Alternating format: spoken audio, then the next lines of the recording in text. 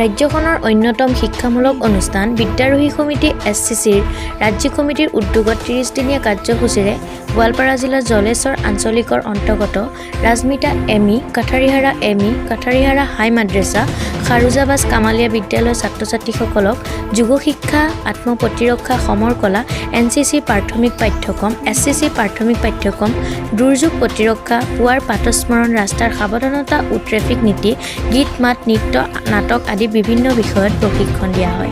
ৰাজ্যখনৰ শিক্ষা ব্যৱস্থাৰ লগত সংগত ৰাখি এক নতুন পদ্ধতিৰে ছাত্ৰ-ছাত্ৰীসকলক শাৰীৰিক, মানসিক, নৈতিক ও বৌদ্ধিক দিশত আগবঢ়াই লৈ যাবলৈ SCC বাহিনীয়ে চেষ্টা অব্যাহত ৰাখিছে। SCCৰ এই প্ৰচেষ্টাক বিভিন্নজনে আদৰণি জনাইছে।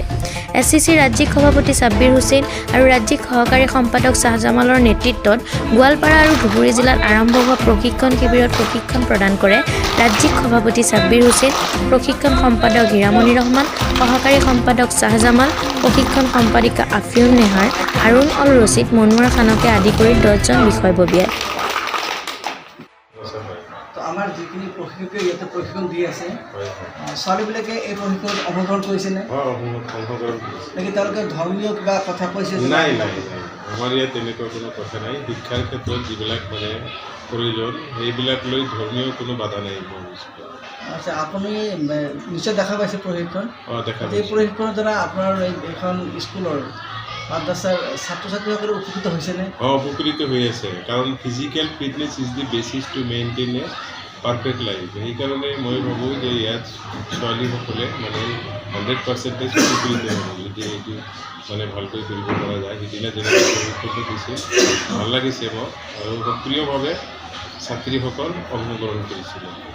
এইখন মাদ্ৰাছা য'ত মানে যিটো মাদ্ৰাছাৰ নাম সকলো স্থানতে আছে, আচলতে ছোৱালীবিলাক সকলো পৰ্দা চৰ্দা ইত্যাদি পৰিধান কৰি হিজাব পৰিধান কৰি মানে আমাৰ চৰকাৰীভাৱে যিটো ইউনিফৰ্ম আছে সেইটো সদায় একচেপ্ট কৰে, কাৰণ আমি শিক্ষা বিভাগে দিয়া নিৰ্দেশনাবিলাক আমি সদায় এইবিলাক মানে গ্ৰহণ কৰি সেইমতে শিক্ষা দি আছোঁ। আৰু আমাৰ ইয়াৰ ল'ৰা ছোৱালীবিলাকৰ কোনো অসুবিধা নাই, সেনেকুৱা অন্ধ বিক্ষেপো নাই।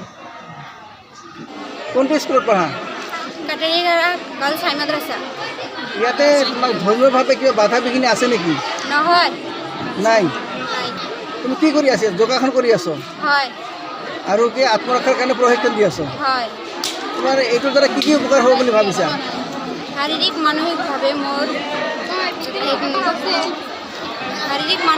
মোৰ এইটো উপকাৰ হ'ব যে মই নিজে নিজৰ আত্মৰক্ষা কৰিব পাৰিম আৰু ইয়াৰ দ্বাৰা মই আগবাঢ়ি যাবলৈ খুজিছোঁ।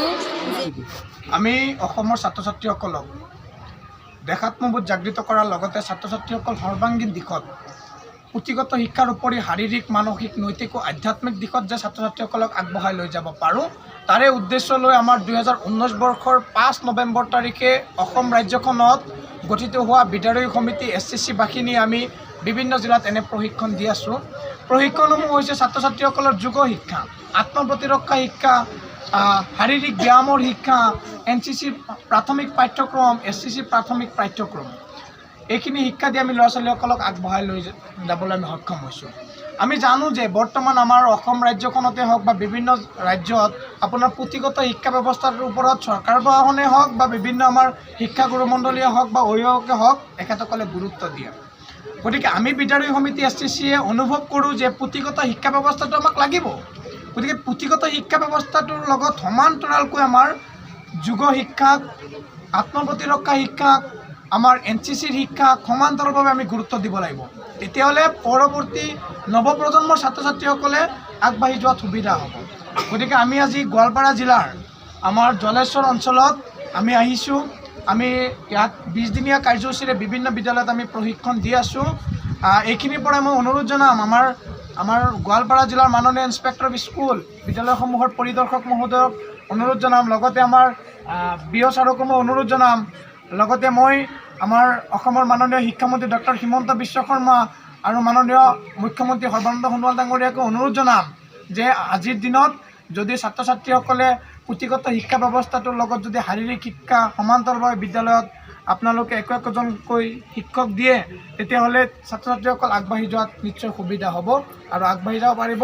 আৰু ছাত্ৰ ছাত্ৰীসকল আগবাঢ়ি যোৱা মানে কি আমাৰ দেশখন আগবাঢ়ি যোৱা, আৰু আমাৰ দেশখন, আমাৰ ৰাজ্যখন যেতিয়া আগবাঢ়ি যাব তেতিয়াহ'লে আমি নিশ্চয় সকলোৱে আগবাঢ়ি যাব পাৰিম।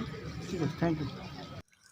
উক্ত প্ৰশিক্ষণ শিবিৰটো শুভাৰম্ভ কৰি SCCৰ ৰাজ্যিক সভাপতিগৰাকীয়ে এনেদৰে কয়। কেমেৰা পাৰ্চন মজিউল হকৰ সৈতে আছাম লাইভ নিউজ 17।